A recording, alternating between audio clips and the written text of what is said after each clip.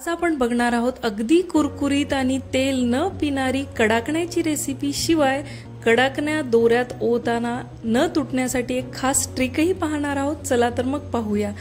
आज आहे नवरात्रीची 5वी माळ, रंग आहे पांढरा। आपण बघणार आहोत कडाकण्यांची रेसिपी। सगळ्यात पहिल्यांदा पाव वाटी मी पिठी साखर घेतलेली आहे आणि अर्धी वाटी दुधामध्ये ती छानपैकी मिक्स करून घ्यायची। या प्रकारे दूध बिलकुल इथं गरम नव्हतं, नॉर्मल टेम्परेचरचं दूध घेतलेलं आहे। त्यानंतर एका बाउलमध्ये मी 1 कप मैदा घेतलेला आहे आणि पाव कप बारीक रवा जो आपल्याकडे मिळतो तो घ्यायचा आहे। चवीनुसार थोडंसं मीठ घालायचं आणि सगळी ही जी कोरडी जिन्नस आहेत ती छान मिक्स करून घ्यायची। आता हिला आणखी छान कुरकुरीत बनवण्यासाठी 3 आपले जे नाश्त्याचे चमचे असतात ते 3 चमचे तेल मी कडकडीत गरम करून घेतलं आणि या कोरड्या जिन्नसामध्ये घालायचं। तेलाचं मोहन घातल्यामुळे कडाकणी अगदी खुसखुशीत बनते। सुरुवातीला गरम आहे तोपर्यंत चमच्याच्या साहाय्याने मिक्स करून घ्यायचं आणि त्यानंतर हाताने सगळं तेलाचं मोहन या कोरड्या जिन्नसांना या प्रकारे चोळून घ्यायचं। तुम्ही बघू शकता सगळं तेलाचं मोहन चोळून झाल्यानंतर आपण हे जे दूध केलेलं आहे पिठी साखरेचं ते थोडं थोडं करून या आपल्या पिठामध्ये घालायचं। इथं मी अर्धा कप दूध वापरलेलं आहे। तेवढं दूध तुम्हाला लागू शकतं किंवा त्याच्यापेक्षा थोडंसं 3-4 चमचे दूध कमी लागू शकतं। तुमच्या दूधवाल्याने दुधात किती पाणी घातलंय त्यावर हे अवलंबून आहे। माझं 5 ते 6 चमचे दूध शिल्लक राहिलं आणि अगदी परफेक्ट कडाकण्याचं घट्ट असं पीठ माझं मळून तयार आहे। या पिठाला थोडंसं वरून पाणी लावायचं आणि 15 मिनिटांसाठी बाजूला ठेवून द्यायचं, कारण यामधला जो रवा आहे तो छान असा फुगला पाहिजे। 15 ते 20 मिनिट झालेले आहेत। रवा खूप छान फुगून तयार आहे।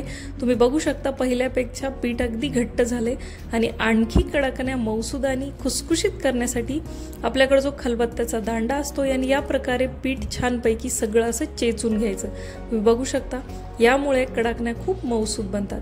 बऱ्याच ठिकाणी 5व्या माळेला 7व्या माळेला घटाला कडाकण्याची माळ बांधली जाते, त्यामुळे मी माझ्या पद्धतीने ही रेसिपी शेअर करण्याचा प्रयत्न केला आहे। खूप छान आणि खुसखुशीत या कडाकण्या बनतात। त्यानंतर समप्रमाणात या प्रकारे पिठाचे गोळे करून घ्यायचे।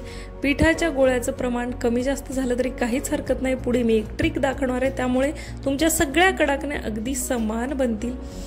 गोळी करून घेतल्यानंतर थोडीशी या प्रकारे कोरड्या मैद्यात ती चोळून घ्यायची। एकदाच मैदा लावायचा, त्यानंतर मैदा लावायची गरज पडणार नाही, कारण पीठ आपण खूप घट्ट मळलेलं आहे। आणि या प्रकारे जसा आपण उडदाचा पापड लाटतो तसा मधल्या साईडनी बाहेर अशी एकदम पातळ अशी याची पुरी किंवा कडाकणी लाटून घ्यायची। तुम्ही बघू शकता जेवढी होईल तेवढी पातळ बनवण्याचाही प्रयत्न करायचा। पीठ अगदी परफेक्ट मळून झालं की कडाकणी खूप छान येते। अगदी गोल मी लाटलेली आहे, परंतु तरीही तुम्हाला सगळ्या एकसारख्या आणि परफेक्ट बनवायच्या असतील तर या प्रकारे वाटीच्या किंवा प्लेटच्या सहाय्याने गोल करकरी तिला कापून घ्यायचं आणि कडाकण्या तळल्यानंतर फुटू नये दोऱ्यात ओताना म्हणून या प्रकारे टूथपिक घेऊन तिला छान असा बोळ करून घ्यायचं। यामुळे काय होतं, नंतर कडाकण्या आपल्या इझिली दोऱ्यामध्ये ओवल्या जातात। या प्रकारे मी सगळ्या कडाकण्या बनवून घेतलेल्या आहेत आणि त्याला बोळ सुद्धा करून घेतलेला आहे। सगळ्या कडाकण्या बनवून झाल्यानंतर एकदाच तेलात तळायचं। तर सगळ्यात महत्त्वाचं म्हणजे कडाकण्या तळताना आपल्याला काळजी घ्यायची आहे। तेल मीडियम गरम असलं पाहिजे, खूप गरम नसलं पाहिजे। खूप गरम जर केलं तर थोडासा गॅस बंद करून तुम्ही त्यामध्ये कडाकणी सोडा। त्यानंतर 2-3 वेळेस पलटून झाल्यावर तिला 2 मिनिटं तेलाच्या बाहेर काढायचं आणि परत तेलात घालायचं। यामुळे काय होतं, त्याची फुल तापलेली जी कडाकणी आहे तिचा थोडासा जो फ्लेम आहे किंवा फ्लो आहे तो कमी होतो, त्यामुळे ती लालसर पडत नाही, पांढरी शुभ्र अशी तळली जाते। तुम्ही बघू शकता कडाकणी टाकल्या फुगू नये म्हणून सुरुवातीला झाऱ्याच्या साहाय्याने या प्रकारे थोडीशी दाबून घ्यायची, त्यामुळे तिला फुगे फुटत नाहीत। तुम्ही बघू शकता पलटून घ्यायची 2 ते 3 वेळेस आणि तेलाच्या थोडीशी बाहेर काढून परत ती तेलात घालायची। तेल मीडियम ते लो गरम असलं पाहिजे। तुम्ही बघू शकता खूप थंडही नसलं पाहिजे, नाही तर कडाकण्या तेल पितात। या प्रकारे काठाने लाल बनायला लागला की बाहेर काढून घ्यायच्या। तुम्ही बघू शकता एकदम खुसखुशीत आणि कुरकुरीत कमी तेल पिणाऱ्या कडाकण्या आपल्या बनवून तयार आहेत। आता त्यांची माळ बनवायची आहे। आपण ऑलरेडी त्याला सुरुवातीला बोळ केलेला आहे, त्यामुळे ओवण्यासाठी काहीही कष्ट घ्यायची आपल्याला गरज नाही। अगदी सारख्या प्रमाणात आणि व्यवस्थित एकाच डायरेक्शनमध्ये आपल्या कडाकण्या बनवून तयार आहेत। रेसिपी कशी वाटली कमेंट्स करून नक्की सांगा।